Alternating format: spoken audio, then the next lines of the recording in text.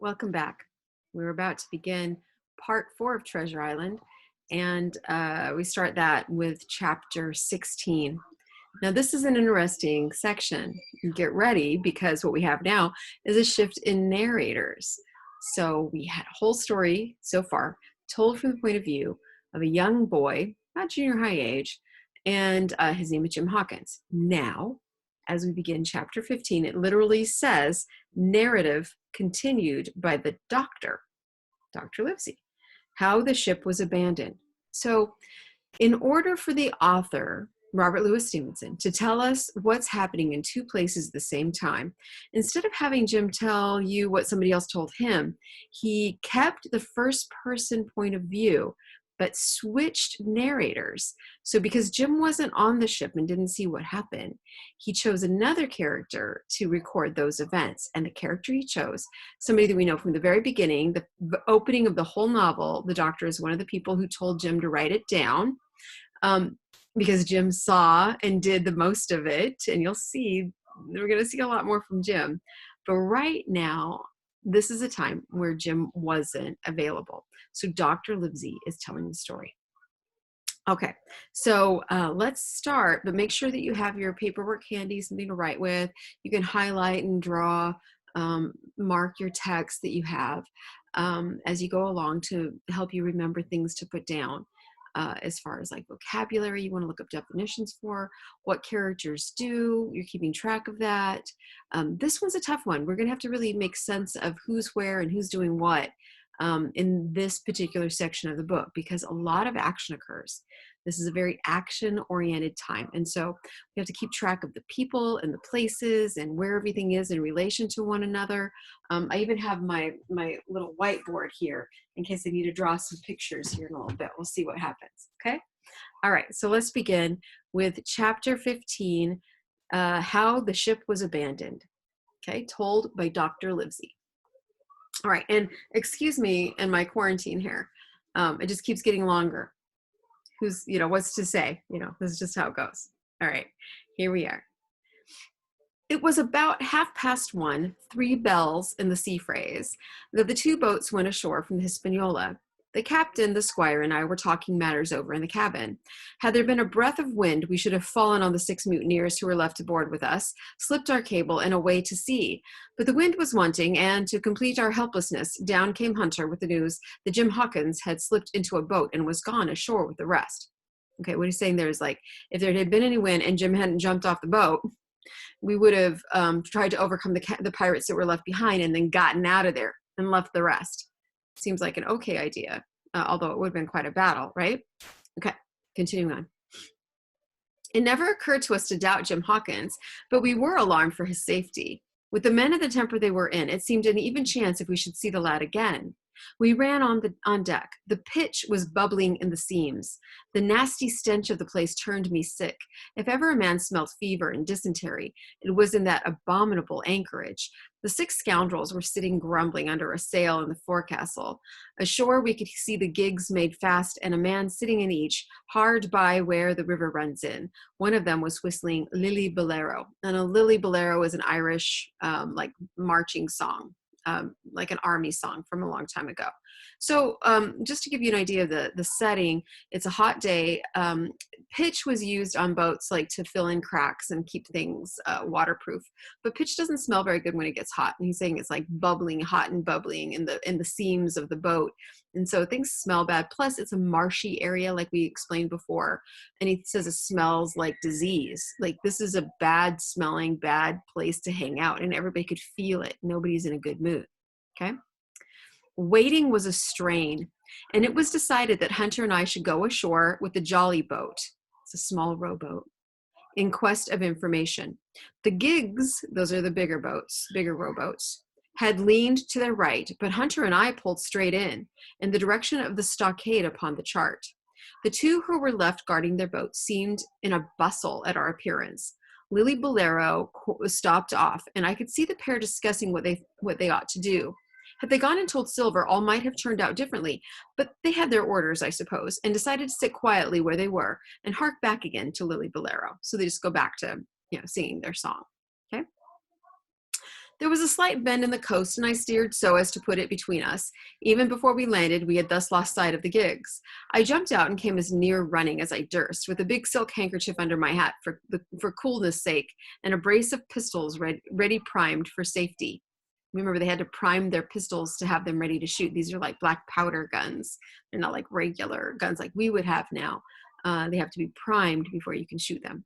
Okay, so he's ready, just in case. I had not gone 100 yards when I reached the stockade. Okay, this was how it was. A spring of clear water rose almost at the top of a knoll.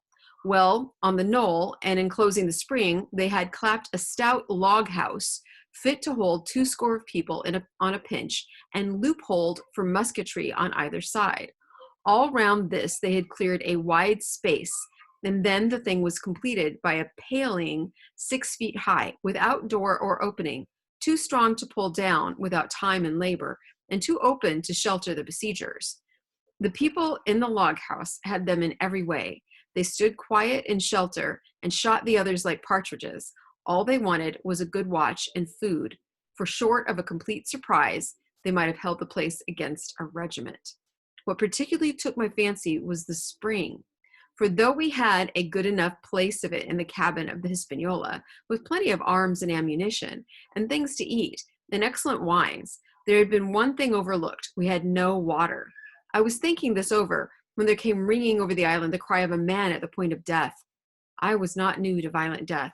I had served His Royal Highness, the Duke of Cumberland, and got a wound myself at Fontenoy, but I know my pulse went dot and carry one. Jim Hawkins is gone, was my first thought. It is something to have been an old soldier, but more still to have been a doctor. There is no time to dilly-dally in our work, and so now I made up my mind instantly, and with no time lost returned to the shore and jumped on board the jollyboat. By good fortune, Hunter pulled a good oar. We made the water fly, and the boat was soon alongside and I aboard the schooner. I found them all shaken, as was natural. The squire was sitting down as white as a sheet, thinking of the harm he had led us to, the good soul. And one of the 6 forecastle hands was little better. There is a man, says Captain Smollett, nodding towards him, new to this work. He came nigh hand fainting, doctor, when he heard the cry. Another touch of the rudder and that man would join us. I told my plan to the captain, and between us we settled on the details of its accomplishment. We put old Redruth in the gallery, between the cabin and the forecastle, with 3 or 4 loaded muskets and a mattress for protection. Hunter brought the boat round under the stern port, and Joyce and I set to work loading her with powder tins, muskets, bags of biscuits, kegs of pork, a cask of cognac, and my invaluable medicine chest. In the meantime, the squire and the captain stayed on deck, and the latter hailed the coxswain is what it looks like, who was the principal man aboard. Mr. Hands, he said, here are 2 of us, with a brace of pistols each. If any one of you 6 make a signal of any description, that man's dead.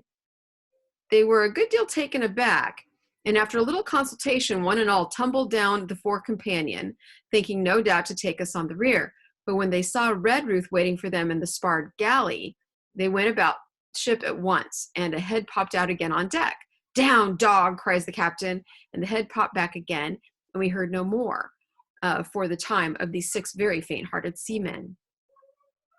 By this time, tumbling things in as they came, we had the jolly boat loaded as much as we dared. Joyce and I got out through the stern port, and we made for the shore again as fast as oars could take us. The second trip fairly aroused the watchers along shore. Lily Bolero, the song, was dropped again, and just before we lost sight of them behind the little point, one of them whipped ashore and disappeared. I had half a mind to change my plan and destroy their boats, but I feared that Silver and the others might be close at hand, and all might very well be lost by trying for too much. We had soon touched land in the same place as before, and set to provision the blockhouse. All 3 made the first journey, heavily laden, and tossed our stores over the palisade. Then, leaving Joyce to guard them, 1 man to be sure, but with half a dozen muskets, Hunter and I returned to the jolly boat and loaded ourselves once more. So we proceeded without pausing to take breath till the whole cargo was bestowed, when the 2 servants took up their position in the blockhouse, and I, with all my power, sculled back to the Hispaniola. That we should have risked a second boatload seems more daring than it really was. They had the advantage of numbers, of course, but we had the advantage of arms. Not one of the men ashore had a musket, and before they could get within range for pistol shooting, we flattered ourselves we should be able to give a good account of half a dozen at least. The squire was waiting for me at the stern window, all his faintness gone from him. He caught the painter and made it fast, and we fell to loading the boat for our very lives. Pork, powder, and biscuit was the cargo, with only a musket and a cutlass apiece for the squire and me, and Redruth and the captain. The rest of the arms and powder we dropped overboard in 2 fathoms and a half of water, so that we could see the bright steel shining far below us in the sun on the clean, sandy bottom. By this time, the tide was beginning to ebb, and the ship was swinging round to her anchor. Voices were heard faintly hallooing in the direction of the 2 gigs, and though this reassured us for Joyce and Hunter, who were well to the eastward, it warned our party to be off. Redruth retreated from his place in the gallery and dropped into the boat, which we then brought round to the ship's counter to be handier for Captain Smollett. "Now, men," said he, "do you hear me?" There was no answer from the forecastle. "It's to you, Abraham Gray. It's to you I am speaking." Still no reply. "Gray," resumed Mr. Smollett, a little louder, "I am leaving this ship, and I order you to follow your captain. I know you are a good man at bottom, and I dare say not one of the lot of you is as bad as he makes out.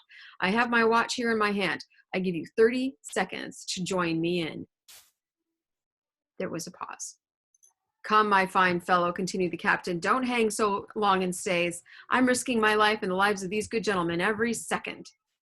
There was a sudden scuffle, a sound of blows, and out burst Abraham Gray with a knife cut on the side of the cheek, and came running to the captain like a dog to the whistle. "I'm with you, sir," said he, and the next moment he and the captain had dropped aboard of us, and we had shoved off and given way. We were clear out of the ship, but not yet ashore in our stockade. Now, because this is such a news-filled and complicated chapter, we're going to go back and pull some pieces apart before we leave alone, okay? So scooching back to the beginning, we're just going to kind of summarize by groups of paragraphs, okay? The first 3 paragraphs talk about how they would have left, but Jim Hawkins was gone, and also there really wasn't any wind to make a good escape of it with a boat that runs mainly by sails, right? Sails and the current. So they knew they couldn't get out of there, and Jim was gone, and so they didn't know what to do about it. So that means that the doctor had to do something with his time, and it was a really nasty, awful place to hang out. So he and Hunter went to shore to look around. Okay, so that's kind of what's happening at the beginning. Then the next 3 paragraphs starts with the gigs had leaned to their right, and it talks about the bend in the coast and getting to the stockade. So as they leave the ship, they're in a small rowboat. The bigger rowboats had taken the rest of the crew out, okay? And I think there's 2 of those. And they're seen by the pirates on the shore, but the pirates on the shore don't do anything initially. And they take their boat straight to shore, so they don't like kind of bend off to where the pirates are, and they kind of go like get part of the shoreline between them, so that the pirates don't really see where they land, and they're closer to where they could get to the on the map. There's a place called the Stockade, and that's where they're headed. They want to check it out. Okay, the next 3 paragraphs start with this was how it was, a spring of clear water, and go on to talk about how the stockade was set up. So this is where I want to do a little bit of a drawing, and you're going to have to understand that this is going to be pretty rough because we don't know all the details yet. So we will look at what it says in the story and make ourselves a bit of a drawing so we know what we're talking about. So it says that there's a spring of clear water that's at the top of a knoll. A knoll is a hill, okay? And so if there's a spring of water at the top, that's kind of an interesting situation to have some like water coming out of the ground and flowing down a hill, right? But the water is actually coming up a little bit. It's probably not coming like spouting up, but it's like trickling out, and a creek basically comes down the hill. All right. So if that's the case, then it says, enclosing the spring, they had clapped a stout log house fit to hold 200 of people. Okay, so there's a log house that is enclosing the spring. At least that's what it's telling us. I was under the understanding the spring is basically on the front porch. So we'll erase what I drew there, but there's basically a log cabin, okay? Some sort of log cabin. This is going to be the roof. Not a very nice picture, but you got the idea. So at the top of a hill, there's a log house, okay? And a spring coming down the hill from there. And it says it could hold 2 score of people. That's 24 people, or 28 people, okay? It's a lot of people that's in there, perhaps, right? And it's loopholed for musketry. So that's what a loophole is. We've heard loophole in language used for a lot of things, and usually we hear it like there's a loophole in that contract. You can get away with doing this because there's a loophole in it. But what a loophole really is would be like a little window, like a tiny window that isn't big enough for you to really see through or get through, but you could stick your musket out of it and see out of it so you could shoot. So it's loopholed all the way around. So if somebody was coming up the hill at you, you'd be able to shoot them out of the little holes. Okay? And then it says that around it, they had cleared the trees. Okay? So it was cleared all the way around in a wide space. And then that was all completed because after they got out around the edges of this knoll, they built, and they call it a paling. It's a type of fence that is basically the logs, the trunks of trees. Imagine this going all the way around the hill. Okay, this isn't a great picture, but it's like a hill that has like a fence at the bottom. And the fence doesn't have a gate. It says that. It says a paling 6 feet high without door or opening, too strong to pull down without time and labor, and too open to shelter the besiegers. So the tree line doesn't start until you get a little ways out. So these are trees. You have to use your imagination a little bit. So in order to come up and mess with the fence, you have to leave the tree line and they'll be able to see you. So you'd have to walk out here and you'd like trying to take out some of the fence line and chop it down or something. They can see you to shoot you. All right. So it's an easily defended space because they're up on a hill. Okay. And there's nothing blocking them. And okay, then we're going to leave this because there's going to be some more details added to it later. So, but that gives you an idea of why the stockade is important. And the doctor gets pretty excited about it because it seems like a small number of people could stay up here and defend themselves against a larger number of people. So that makes the stockade kind of valuable. Okay. Now, after those ones, it starts talking about with the one that in the paragraph that talks about what particularly took my fancy was a spring. It continues on. He was thinking about that, but then he hears a scream. And we know because we read a previous chapter, and Jim also heard the scream. And Long John told Tom, the man that he ended up then killing, he told him that the scream was a guy named Alan. We never have met Alan, and turns out we never will because the scream really was him. And so the doctor hears that scream, and his first thought, because he was worried about Jim, is that maybe that was Jim and that Jim had died. Okay. But because the doctor himself, and he talks about this, he says that he had served His Royal Highness the Duke of Cumberland and got a wound himself at Fontenoy. What he's saying is, I used to be in the army, the British Army. The Duke of Cumberland was my commander. And at the Battle of Fontenoy, I was wounded. He's saying, I'm a war veteran. I have been at war. And so I've heard the screams of dying people before. So I know that's what that was. But I'm also a doctor. And so I went about my business. I knew that I had to keep working to make, because we were still in danger. So he and Hunter go back. So, and he says, by good fortune, Hunter pulled a good oar, which means Hunter is a strong and good rower. And so they get back quickly. And he then, when he gets there, he sees that everybody else heard that there was that scream, and they're all upset by it. There's the paragraph that starts with, I found them all shaken as was natural. So the squire is all pale, and he's like, what have I brought you guys to? But Captain also noticed that one of the pirates left on the boat, or pirates as far as they know, the other sailors, had also looked pretty shook up by hearing that death scream. And his name is Abraham Gray. And so a little later in this chapter, that comes up again, that if Abraham Gray looked very upset at hearing that somebody had died on the island, what does that mean? What does that actually mean? Okay, so anyway, they discuss the plan. I told my plan to the captain, he says, and they decide on the details. Okay. So first they start by putting Redruth in the gallery below. Now it's a ship, right? There's the front part, the forecastle, and that's where the crew is sitting right now. And then there's the back and the cabins and stuff. And there are ways to get down into the boat from both sides, okay? So they send Redruth down and under, and he sets up an old mattress, and he's got his guns and everything, and he's basically pointing at the front of the boat from on the inside underneath, right? They tell the crew to go below, or they'll shoot them. And so the guys they go down there, and then they see that there's Redruth with his guns, and they're like, oh, dang. And they try to come back up, and the captain's like, nope, I'm going to shoot you. Get down, dog. And so the crew is basically hiding underneath now. The crew that may or may not be bad pirate guys, right? Probably are bad pirate guys. And one of them, though, is Abraham Gray. Okay. So Redruth is down there, and he's got his gun to keep them from trying to come up and get, mess with them while they're loading the boat. And they're all loading the smaller boat, the only boat they've got, with all of the provisions they need.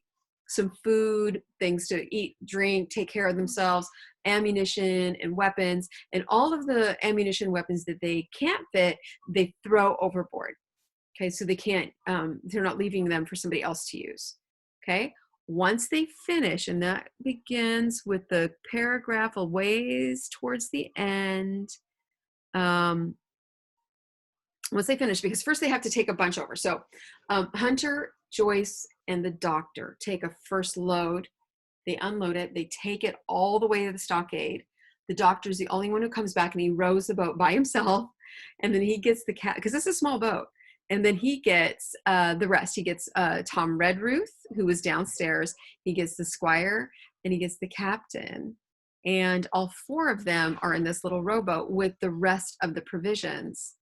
And they also call out, the captain's like, Abraham Gray, I know you're not a bad guy. You got like 30 seconds. You get over here if you're going to be on my side. And Abraham Gray fights his way out from from downstairs in the boat with the other guys. And he comes running to him, and he jumps into the boat with him too. And that's a great beginning of the story of Abraham Gray, that he joins the team by fighting his way away from the other pirates. And then they're in the rowboat. By the end of this chapter, they are, it says, we were clear out of the ship, but not yet ashore in our stockade. Okay. And since our next chapter is called The Jollyboat's Last Trip, it's a little bit ominous. The Jollyboat is the boat that they're in right now. It's their last trip. Is it just the last trip because they don't need to use it again? Or is it a little bit more like final of all time? I don't know. I guess we'll have to read chapter 17 to find out. Join me again. Make sure you write down some good details, a good summary, a list of what some of the characters do on the back of the page, the really confusing vocabulary. If you didn't study the parts of a ship on the paper I gave you at the very beginning of our unit, then you might have had quite a few words to look up. But take care to do that so that you understand more as we move forward. I'll see you again for the next chapter. Bye for now.